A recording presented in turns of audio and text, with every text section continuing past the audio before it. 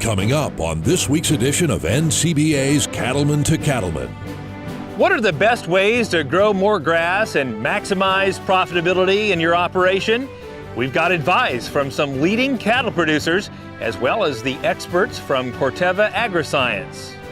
And now, a special edition of NCBA's Cattlemen to Cattlemen with host Kevin Oxner.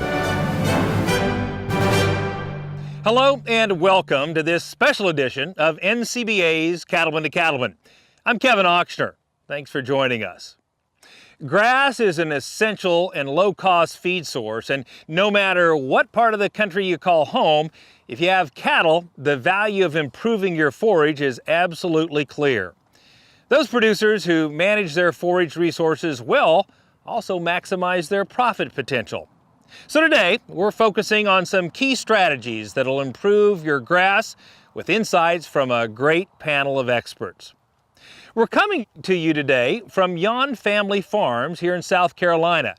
Kevin Yon and his family are our hosts today. And Kevin, thanks so much for allowing us to come to your beautiful place. We appreciate being here. Thank you for being here. Tell us just a little bit about your operation and the role forages play in your operation. Here at Yon Family Farms, we're a registered Angus seed stock operation. We're in the west central part of South Carolina on the ridge, and forages are the backbone of our operation. Lots of times we say we're cattle ranchers or cattle farmers, but if we're really honest with ourselves, we're really grass farmers, and we're using our Angus cattle here behind us to harvest our crop. So it's very important. Grass is very important to us, and a crop that we think needs management, and we always want to do better at that. And we're going to be talking to you a little bit more about that. Also joining us from Oklahoma is Mike Weeks.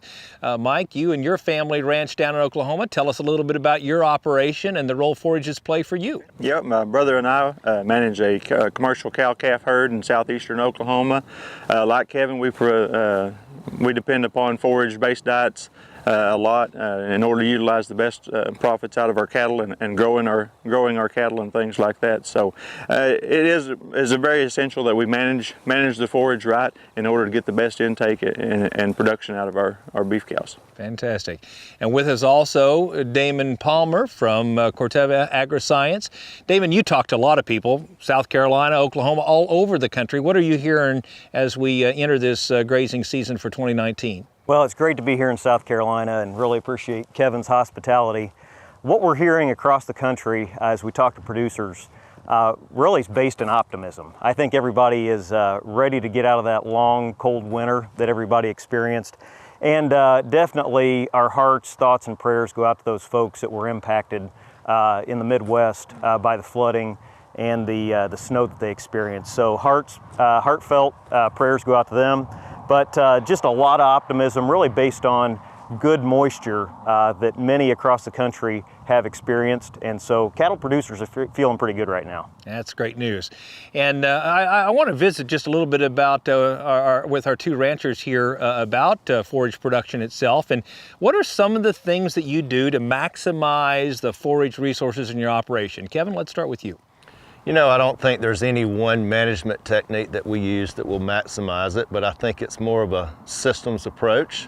It's fertility, it's weed control, it's for us it's grazing management. So I think there are a lot of those management practices that we can do that all come together that will help us be more successful in our forage program. And Mike, what would you add from an Oklahoma perspective? Much like Kevin, our system is set up similar to theirs. We are very adamant about soil fertility, making sure soil testing. We try to do that on a 3-year basis. Weed control plays a very crucial role into that. So that is a top priority for us. And basically just keeping the pastures healthy, keeping them not grazing too short, doing some rotational grazing and things like that, just to help to kind of keep the forage ahead. You know, there's certainly some geographical and climate differences between Oklahoma and South Carolina. I'm curious, Mike, what are some of the challenges you face in Oklahoma as it relates to managing forage?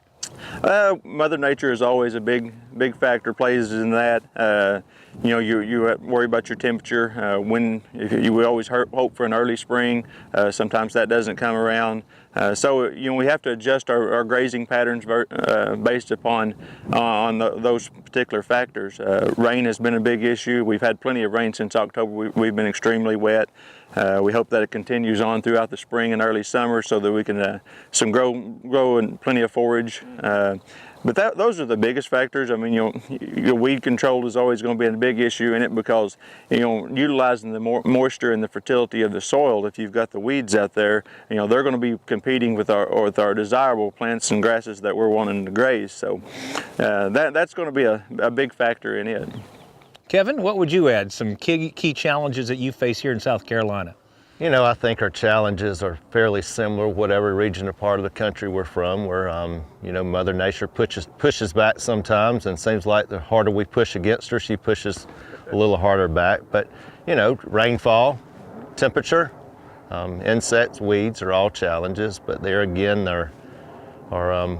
we've got technology that helps us better today than we had 50 years ago or 100 years ago that would help us do a better job. And here in the Southeast, one of our advantages is a long growing season.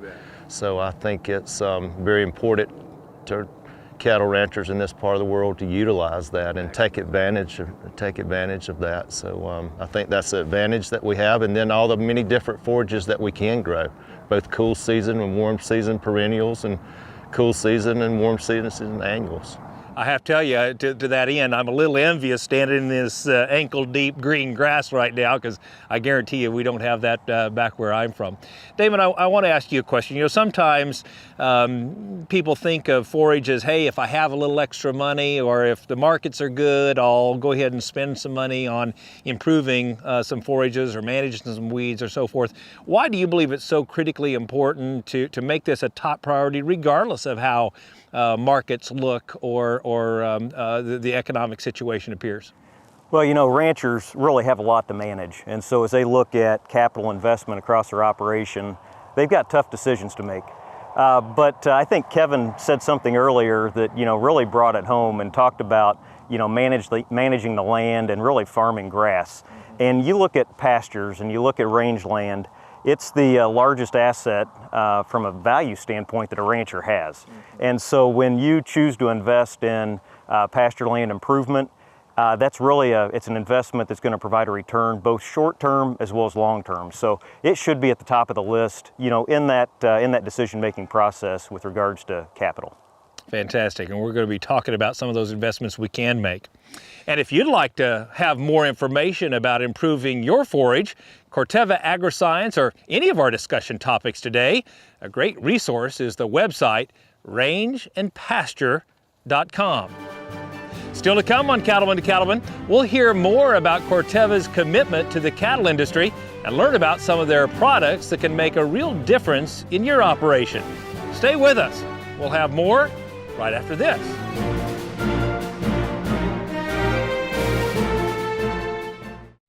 Say goodbye to your toughest pasture and rangeland weeds for good. Because one product offers season-long control, handles the widest spectrum of broadleaf weeds, and clears the way for increased forage with greater grazing flexibility. So you get more beef per acre at a cost that can't be beat. It's Grazing Next HL herbicide, and if it's in your pastures, plain and simple, weeds won't be. Saddle up and make your way to Denver, Colorado for the 2019 Cattle Industry Summer Business Meeting. This is your chance to stay up to date on beef industry trends and policies. Meet with industry leaders and your fellow cattlemen and women. Plus, you'll get insights on hot topics at the Issues Forums. Mark your calendar for the 2019 Cattle Industry Summer Business Meeting, July 29th to August 1st in Denver. Details at ncba.org.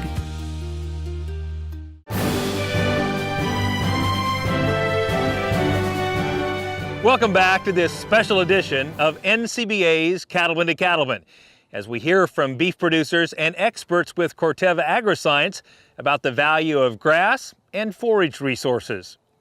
Now, some of you at home may not be as familiar with the Corteva name. Here's a closer look.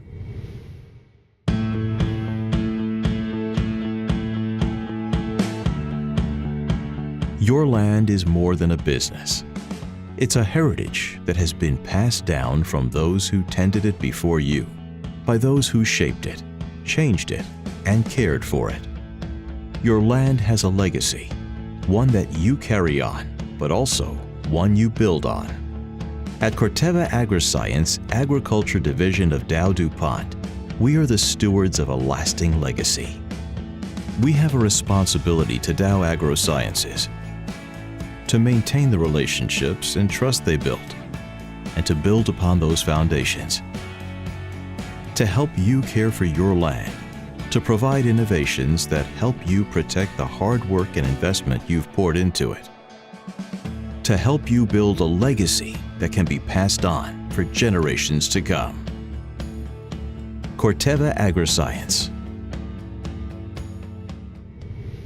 We're back with Damon Palmer, and joining us as well is Scott Flynn, a field scientist from Corteva. Scott, thanks for joining us. Thank you. Damon, I want to start with you. Your name may have changed, but your commitment to the beef industry has not. Why is it so important for Corteva to invest in the beef industry? Well, along with the new name comes, I think, a deeper focus on agriculture with Corteva. So Corteva is a result of bringing together three industry-leading companies with Pioneer Seed Company, Dow AgroSciences, and DuPont Crop Protection. And within those three companies, we're totally focused on agriculture now. Beef and the rancher is a big part of that. And Heritage Dow AgroSciences had been serving ranchers for over 50 years. So a lot of our focus and investment on the ranching community really goes back to our heritage, but is firmly rooted on the needs of the future. And we know that ranchers and those managing the land continue to have unmet needs, and it's our commitment to work with them to help steward their land. So Scott, what excites you the most about working for Corteva? I think one of the things that excites me the most is our robust pipeline. Being an R&D and working with chemistries in the field, I get a lot of first looks at things that are in our pipeline. And we have a very robust pipeline right now that's going to drive the future of this business. So I'm extremely excited about that and very, very hopeful. The other thing that I'm excited about is that our dedicated local sales force, they get up every morning and the first thing on their mind is the cattle producer, the forage producer, the livestock industry in general. And so when you've got that kind of commitment in the sales force, it really makes bringing these products to market just a wonderful experience. So that whole thing excites me with Corteva. You mentioned pipeline, 3 new products in the last 3 years. What can you tell us about them? Well, the first product that we launched was actually in December, and it was a product called Mesiview, and it has become the market standard in prickly pear cactus control in the southwestern United States. And before, where we're seeing burn down of cactus in 1 year to 2 years, Mesiview is bringing that same level of activity within months now. And so that's really exciting for us. Cattle producers have not seen that level of activity. The other is something that's coming down the pipe in a couple of years, and it's going to be a new product that will give selective broadleaf weed control in our pastures, but protect our white clover and also our annual Espadiza. And so we think that's going to be a big game changer. One of the big barricades to getting in and treating pastures for weed control is that we lose our clover component with a lot of our current products. And then the third is a product that we'll be launching next year, and it is a product called Dura Core. And Dura Core combines the power of aminopyrrolid, which is a chemistry we've been working with now for over 15 years, with a new molecule called Rinsecore. And it broadens the spectrum of activity much more than what we have with our current product, flagship product, Grazing Next. And so we're really excited about Dura Core as well. What else can you tell us about Dura Core? Dura Core, it's going to have more than 140 weeds listed on the label, wow, which is going to make it one of the broadest labels out there. It's going to start picking up species that we haven't been able to pick up before with Grazing Next, and it's going to be a much lower use rate. The other thing that really excites me about it is a combination of two molecules that are considered reduced risk herbicides by the EPA. So we're really focusing in on environmental health when it comes to these products, and we're continuing to drive that. And Dura Core is the next link in the chain. Well, it's certainly nice to see your continued commitment to the range and pasture business, even now that you have a new organization, and we appreciate that in the beef cattle industry. Now, if you'd like more information about improving your forage, a great resource is the website rangeandpasture.com.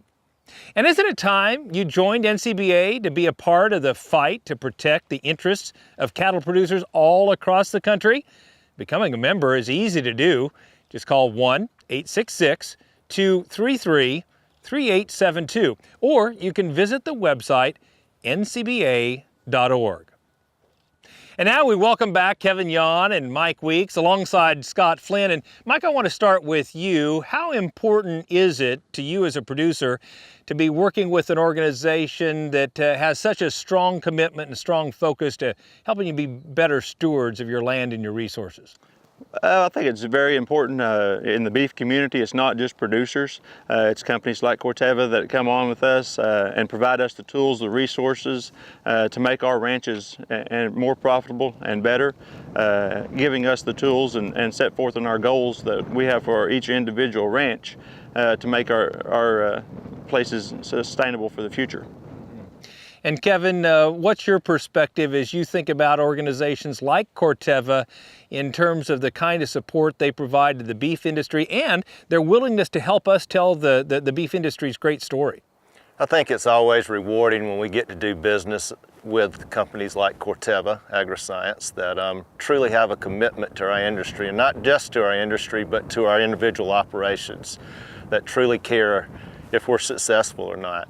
So whether it's their support to local and state cattlemen's associations or to universities or to programs like the Environmental Stewardship Award, we thank them for their partnership and their help in helping us be more successful. And Scott, let's talk about weather for just a minute. We mentioned earlier in the show, so many people have dealt with such a wet winter and spring.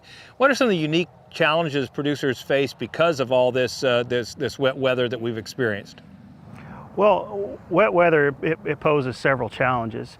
And I think last year we saw that a lot of the U.S. was getting above, or the eastern part of the U.S. was receiving above average rainfall, while the Midwest, certain parts of the Midwest, were seeing drought. And those two scenarios there, they kind of create a perfect storm for weeds to invade our pastures. When you have a dry fall, especially we have cool season grass pastures, you don't get that repair, you don't get that root growth, you don't get the tillering to fill in those gaps. And then you follow that with a wet spring where you have waterlogged soils where you still are inhibiting root growth. Also, with a lot of these cloudy, cool days, what we're seeing is that plants are trying to expand their leaves to intercept as much light as possible, and we're losing our root growth at this point. So I think going into to this spring, we have to be very cognizant of what's going on, not only above ground, but below ground. Good fertility programs are going to be really key to getting these pastures on point early this year and getting production started off right.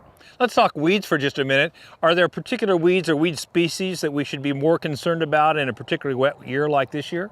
I think you're going to have to be more concerned about a lot of the annual weeds this spring. With some of these pastures not having the ability to repair themselves, you're going to start seeing bare areas become infested with certain broadleaf plants, and those annuals are probably going to be one of the first to take advantage of that.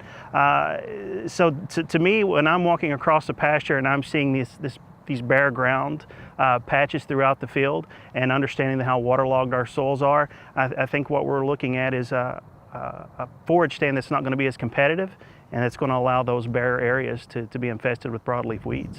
Kevin, do you struggle with any kind of particular weeds here in South Carolina? Yeah, we have our share of weeds, especially spring's coming and summer's coming, and we'll be battling those annual weeds. Weeds such as pigweed, dog fennel, horse nettle, thistle, and then some of the woody species.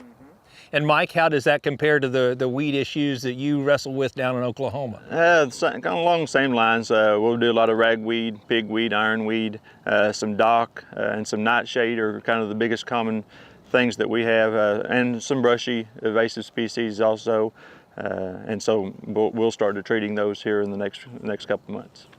Kevin, we were talking this morning before we got started, all the things that you all are doing right now, from managing pastures and beginning to put up feed and breeding females and so forth. So how do you prioritize pasture management in and among all the other spring chores that you have to deal with? You know, I think sometimes as managers, we may not see it as a priority or see it as something that's really urgent. But I think if we're good managers, we'll see what's coming and know that, you know, a good forage stand is what feeds our cattle and is what will keep us in business. I think we've got to look at the calendar and walk and get out in the pastures and see what's happening and try to do it as timely as we can. And Mike, how do you and your operation make certain that forage management and pasture management doesn't get left behind in and amongst everything else you have to do? We prioritize that as one of our high priorities, simply for the fact that of growing the forage and stockpiling forage for winter feed. That's high up on our list. Getting the fertility right in the soil, getting those weeds controlled, because they're going to be competing for the same nutrients and moisture that our desirable plants are. So it's a high priority in our case. Well, it's a great reminder to make certain we all keep first things first, and forage has to be one of those high priority items. Thank you guys for your perspective. Still ahead on NCBA's Cattlemen to Cattlemen, we'll dig deeper into the dollars and cents of why producers should invest in their pastures and rangeland. Stay with us.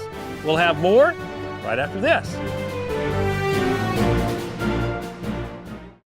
Say goodbye to your toughest pasture and rangeland weeds for good.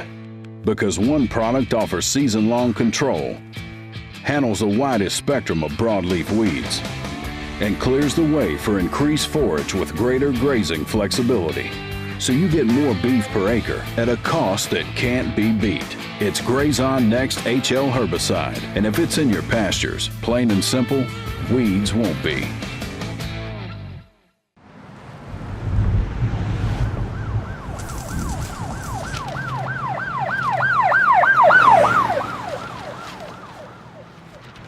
The elements can be relentless. Make sure they have respiratory protection to match.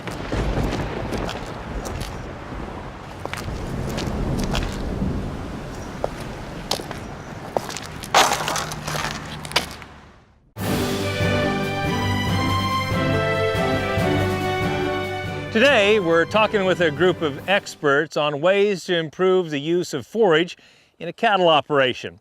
And Damon, let's start with a very basic question, and that is, why should we even worry about controlling weeds in the first place?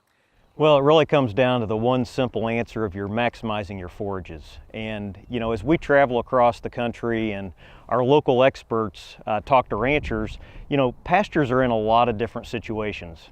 So you may be reclaiming a pasture, you may have a very well managed pasture where you're treating annual weeds. But at the end of the day, it comes down to maximizing the grass that you're growing in either one of those situations. So if your pastures are in great shape, those annual weeds are really the first step to a larger decline. So it's important, whether you're reclaiming or an annual treatment, to make sure that you're managing it well. You know, Kevin said something earlier in the show about really cattle ranchers are grass farmers first. And why do you believe it's so important to think of pasture-based beef production more as a crop operation? Well, I think it's a very insightful comment from somebody that's doing a great job, and we can see that here. At the end of the day, I think someone that's raising cattle, managing pasture, is doing the same thing that a crop producer is doing. And very rarely do you hear a crop producer that is skipping soil sampling, not fertilizing, not putting a herbicide on. And they're doing that because they're maximizing their grain production, their oilseed production off an acre. And when you think about what a rancher is doing with their pasture, at the core, they're doing the same thing, and they need to manage some of those same variables and aspects on the land. So Scott, can you tell us a little bit more about the kind of losses producers can experience when they don't control weeds properly? So yeah, we lose forage production in several ways because of weed pressure. One is just competition for resources, and what we found at the simplest level, it's usually a minimum of a pound, but more often than not it goes well over a pound of forage lost for every pound of weeds we allow to remain in our field.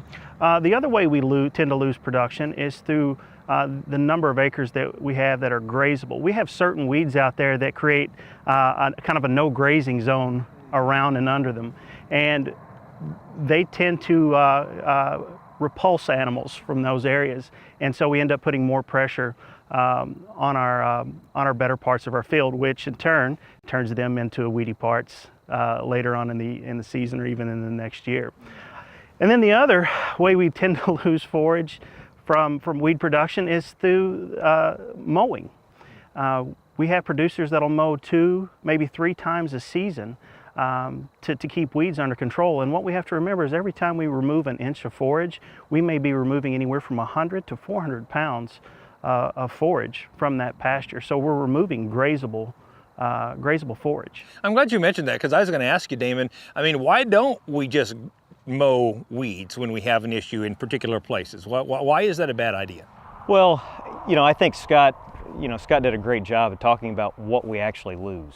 So I think it's very easy for a producer to look out, they see the tractor in the barn, they see some weeds. It seems like a very good management technique, but you do have the forage loss. Plus, when you look at the actual cost of operating that machine and time, as well as the machine and labor, oftentimes it's the same amount as a herbicide application. And I think the long-term benefits of a good herbicide application can actually extend beyond just that single year. Mm-hmm.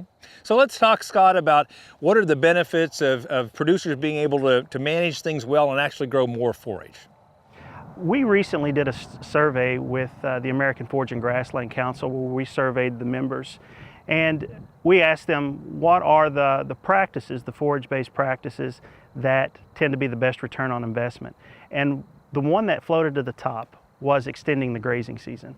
And I think that's one thing you have to remember when we're implementing a good weed control program. If we're shifting those resources back to the forage base in that field, and we're increasing our forage production, we're going to start shaving off those days that we're feeding hay. And what we're looking at is somewhere around $1 a head per day that we can save for every day that we graze and we don't have to feed hay. So that's probably one of the biggest benefits, is just extending that grazing season. And then we have those folks that just want to increase their carrying capacity. I tell producers this all the time: the cheapest acre of pasture that you'll ever buy will be the acre that you regain once you implement a good weed control program. So those people that are looking for more acres, sometimes they need to look internally, because they can increase their herd size on their own property. Without buying any more land. Without buying any more land. Well, let's talk to the guys that make their living at this, Mike and Kevin. I mean, what does an ample forage supply mean to you, Mike?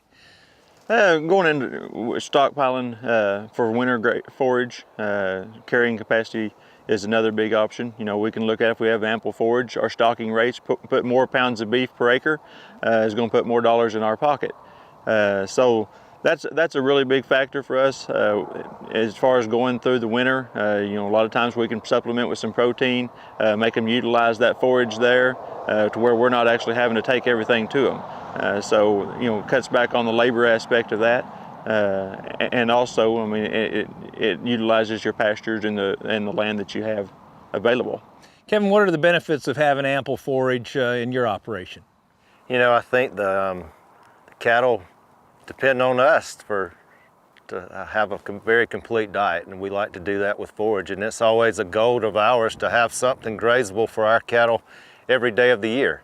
It might not always be something lush and green such as this, but it could be through stockpile forages. So I think extending the grazing season is a wonderful opportunity. A higher carrying capacity, if it fits our operation, is also an opportunity. So it all starts with what we provide, and it's kind of like we can get back out of it what we put in it. Mm-hmm. And so one last question to you both. What are the kinds of things that good forage allow you to do from a management and decision-making process? I mean, what options does it give you? What benefits do you get from having the luxury of having some options from a forage standpoint? Back to, again, carrying capacity. That's a big option for us. We have to make a decision on, are we going to bring more cattle in if we have ample forage. If we don't have the moisture and don't have that forage available to us, then we've got to make that management decision at that point in time. Supplementation of our winter needs, that's a big determining factor. Same way there, if you have plenty, it's going to make a management decision in order to feed a protein supplement to make them utilize it. Whereas if we don't have that, then we're going to have to supplement them a little bit more. So, anything you would add, Kevin? Yeah, I think we have to look at the economic characteristics. Carrying more cattle on a given acre. We all sell pounds, so pounds of beef produced per acre. And then we can never forget about reproduction, or what's the breed up on these females. And we found that a high quality forage can certainly help with that. Well, thank you guys for your insight. There's no doubt about it that we are first and foremost grass farmers, and we just tend to harvest this grass with those beasts as opposed to the tractors that other farmers use to harvest their crops. Now remember, if you'd like more information about any of these discussion topics today, you can visit the website rangeandpasture.com. We'll have more on Corteva Agriscience and their work with cattle producers right after this. Stay with us. At Case IH, we believe it's our job to provide you with solutions. That's why our Farmall and Maxim tractors, as well as our tools and attachments, are designed with you in mind. From mowing to baling to loading and more, we're here to help turn your to-dos into to-dones. At Case IH, we'll keep your days running smoothly with equipment that's durable, versatile, and highly efficient. No wonder farmers are more loyal to Case IH than any other brand. Visit your local dealer or go to caseih.com/livestock for more. When you're raising cattle, you might have to solve a dozen problems before you even get through your first cup of coffee. Still, one thing we don't ever have to worry about is implant performance. We use Synvex Twin Grass. It's the only true 200-day trim-blown acetate implant for grazing steers and heifers. And you can actually drink this before it gets cold. Whew, that'll put hair on your chest.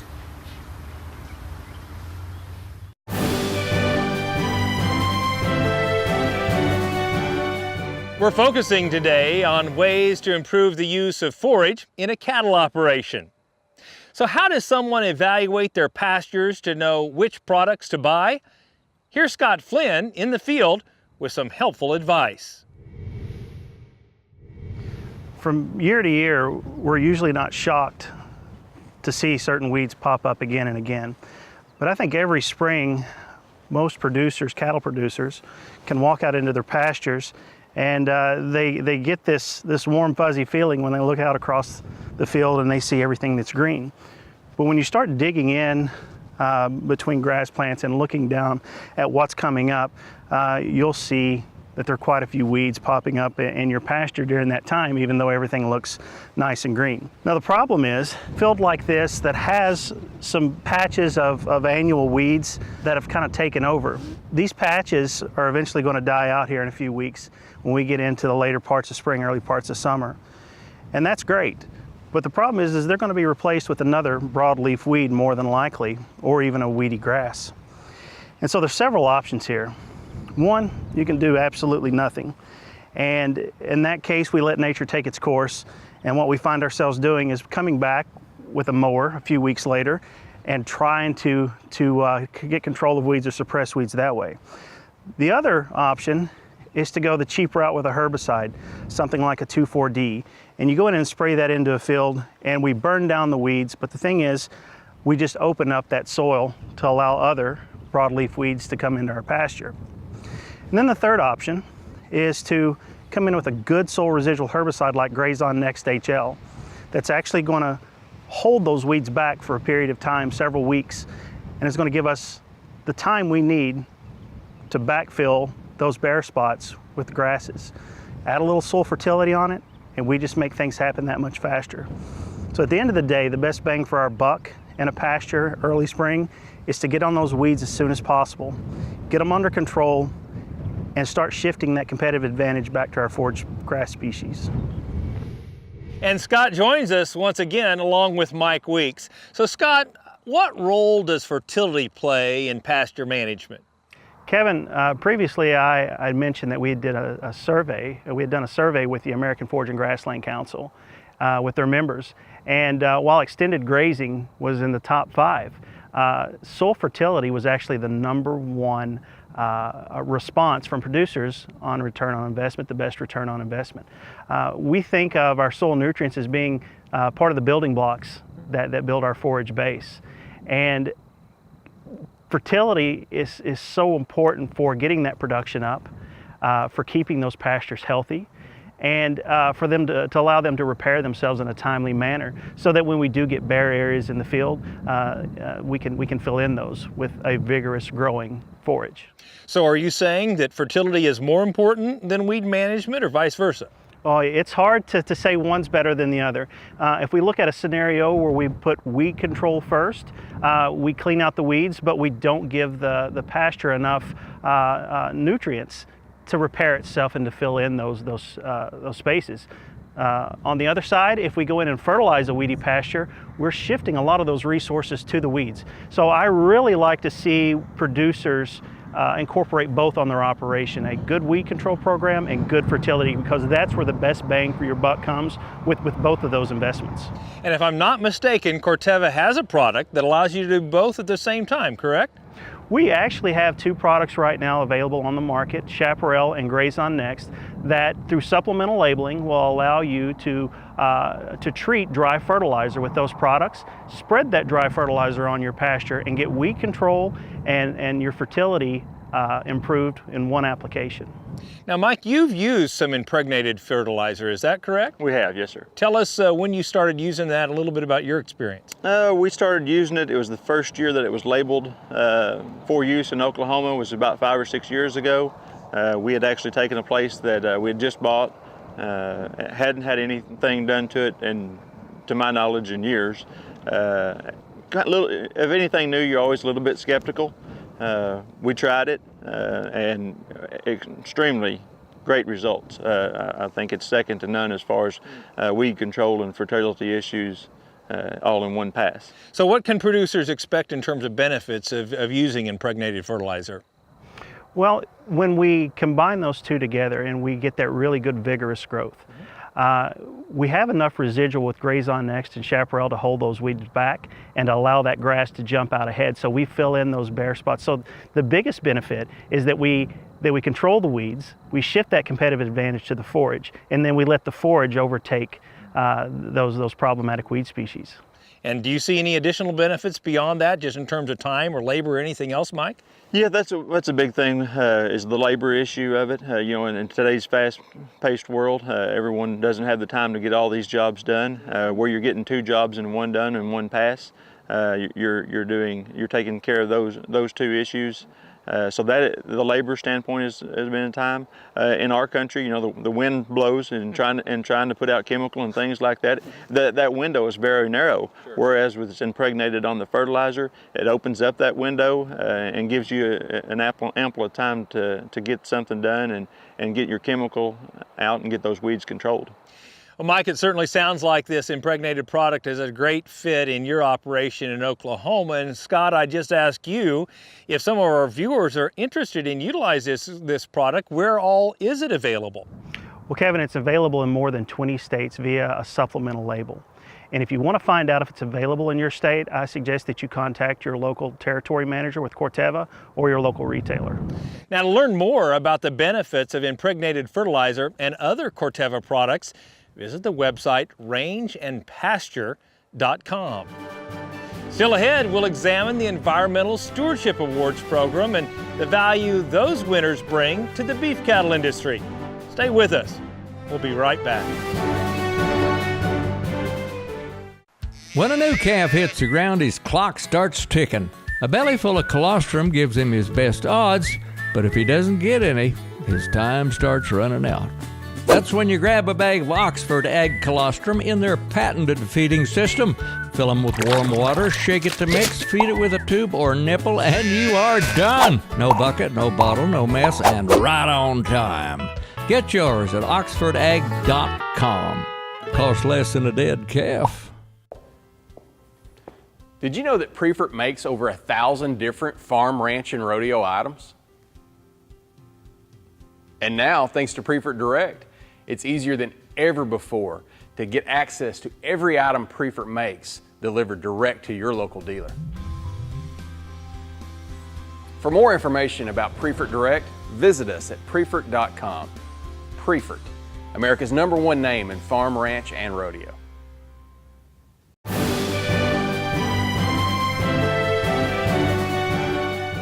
Raising cattle, growing grass, and environmental stewardship all go together. That's evident here at Yon Family Farms, where the family is a previous national winner of the Environmental Stewardship Award. Let's take a closer look at their family operation.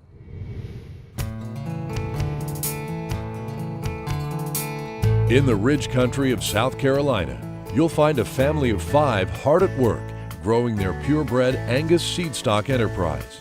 Kevin and Lydia Yon worked together managing cattle on another operation before founding Yon Family Farms in 1996. This is a family operation. It's an operation that my wife and I have had the privilege to start together, so we're the first generation on this farm, and we get the opportunity to raise our children on this operation, and they're a big help to us every day. We started with 100 Angus cows that we purchased from the farm that we managed, and we moved here 12 years ago and have expanded and improved. When we first moved to our farm, it was a former peach orchard with a tenant house and 2 small fenced pastures. It's pretty amazing that they came here 12 years ago and got all this done in that short amount of time with nobody else doing it before them. They just started it all from scratch. Now, Yon Family Farms includes 1,500 acres of pasture, hay, and cropland. They've added fencing, cattle working areas, and a feeding area for their bulls. We try to take extra good care of our land because, of course, as being grass farmers, if we don't take good care of our soil, we can't grow good grass, and in turn won't have the ability to produce forage for our cattle. We're a big fan of managed intensive grazing. We take big pastures and make them into smaller pastures with temporary electric fencing. We found that it really helps us in managing the grass, which in turn helps us to manage the cattle. Facing drought now, they have the benefit of irrigated pasture to help manage their forage. To protect their soil, the Yons seed their grasses using no-till, and they work closely with NRCS to tackle projects that protect their land and water. Through NRCS programs such as EQIP, we've used cost sharing to fence out ponds and stream banks. They're very progressive. They're willing to try new items such as the fencing off the ponds and the streams, putting in the heavy use areas in the water troughs, and working with us on anything and everything that they have. We put in concrete watering areas in all of our pastures. I think we've put in over 30. Around each of those concrete troughs, there would be filter fabric, sand, clay, and then gravel on top. And we go back in and refurbish those as needed because there are a lot of cattle drinking at one time around the areas. In fact, the Yons have installed more than 34,000 square feet of heavy use areas to benefit their cattle and the land. Perhaps most impressive, the family placed 100 of their acres into the Grassland Reserve program. It permanently keeps it as grassland, and you can't build up there, and it will always be related to agriculture. I want this to stay a farm. I don't want it to develop. I think it's great that we don't have to worry about that land ever being something other than grassland. Though their family has been farming and raising cattle on this land for just 12 years, for the Yons, stewardship is a commitment for the long term. We are honored to have this privilege and feel blessed to get to wake up every day and take care of the land, but it's also a responsibility to do all that we can to make it better. You know, you're never done improving the land. We see something every day that we think we need to work on or wonder how we can make that better, and you know, we'll keep doing it as long as the good Lord allows us to. So yeah, we really are living our dream out. And joining us once again is Damon Palmer and Kevin Yon, along with his wife Lydia. And Lydia, thank you for joining us. Sure. I want to begin with a question to you. What has winning the Environmental Stewardship Award meant to your family?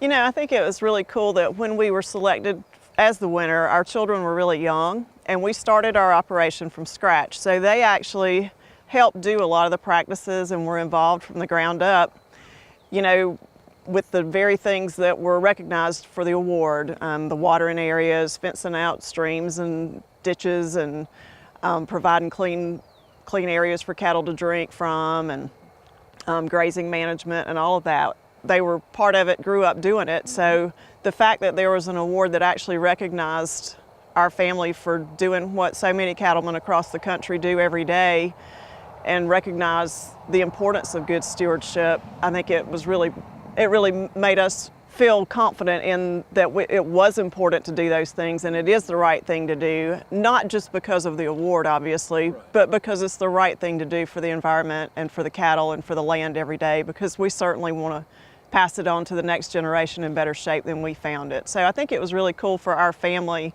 to have started the operation from scratch, and to continue to do the right things for the environment, you know, on a daily basis. And now all these years later, all three of your children are back here actually actively involved in the operation. That's got to be really rewarding as well. It is. It certainly is.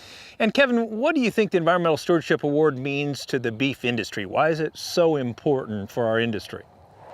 I think its importance lies that it maybe showcases operations from different parts of the country that do what so many do, and that's just taking care of what's God has provided with, natural resources, and using what they have to get out what helps their operation be more successful. So I think it just showcases what families all across this country are doing to make their individual farms and ranches better and more sustainable, and leaving them far better than they found them.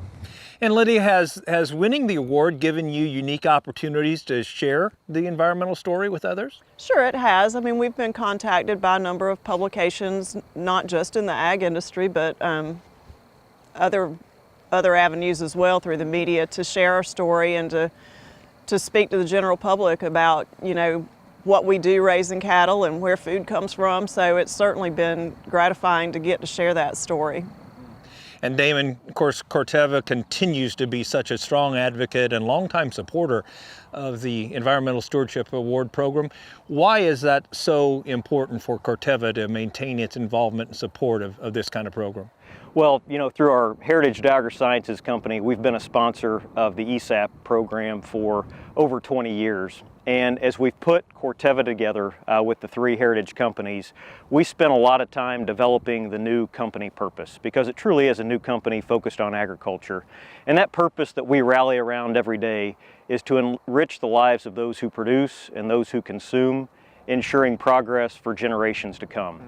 And so when you look at that company purpose that we've got at Corteva, there's a very, very tight alignment with the ESAP program. And ESAP is just one way that we can return back to cattle producers and ranchers.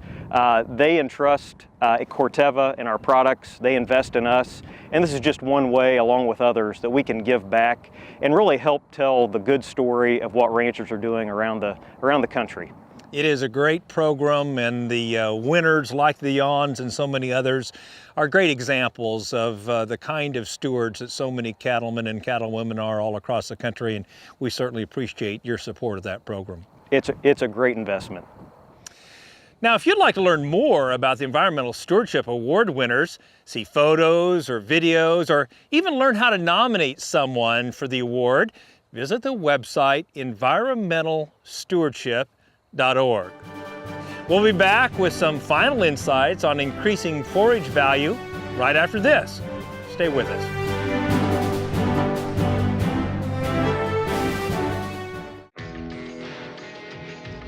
How's your production on pasture? Are profits down? Are weight gains down? What are you going to do about it? Do something cost-effective. Do something that will make a difference. To add the first and proven leader in feed-through hornfly control to your cattle rations, ask for it by name, Alticid IGR.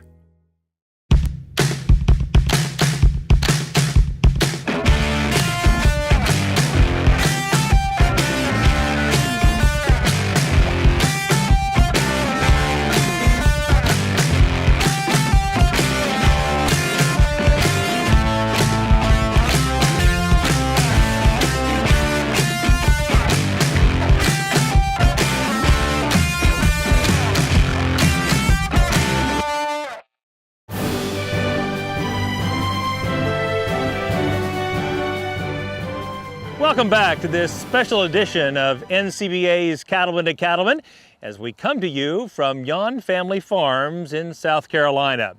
As we conclude our program today, I'd like to give each one of our guests an opportunity to share some final thoughts with our viewers. And Mike, let's start with you. Thank you, Kevin. Biggest thing about it, what we take from it is just our experience with proper soil fertility and weed management. It's really worked great in our operation and kind of helped us to move to the next level. So if people can kind of take something from that, I think it would benefit them in the long run. Fantastic. Scott, what would you add? I would just like to say that our most important asset is what's under our feet, and it's renewable. We can sustain it. We pass it along to every generation, to each generation. And if we take care of the land, if we take care of our forage base, it's going to take care of our cattle. Very good. Kevin, thank you for letting us come here. What would you share with our viewers? I think most of us would agree that raising cattle can be very rewarding and quite fun, but I think that we'll also find with a very high-quality forage management system that it can be just as rewarding, and the two actually go hand in hand and helped us to be more profitable and sustainable. And Damon, what would you share with our viewers? Well, I'd just like to reaffirm our commitment at Corteva to the cattle industry and really helping producers maximize their forage. We realize there are no two ranches that are the same across the country, and through our dedicated research and development efforts and also our local experts, we're there and we're committed to help them make the most of their forages. Well, thank you for your strong support of our entire industry and our TV show. This has been a very educational program, and we appreciate the insight all of you bring to that. Thanks. Now remember, the full range of Corteva Agriscience products can be suited to fit nearly any rangeland or pasture. For help in selecting the best product for your individual situation and management goals, you can visit rangeandpasture.com. Well, that's our time for this week. Our thanks once again to the team at Corteva Agriscience, as well as to Mike Weeks and Kevin Yon and his family for hosting us. And thank you for watching. We'll see you again next week, right here on RFD TV.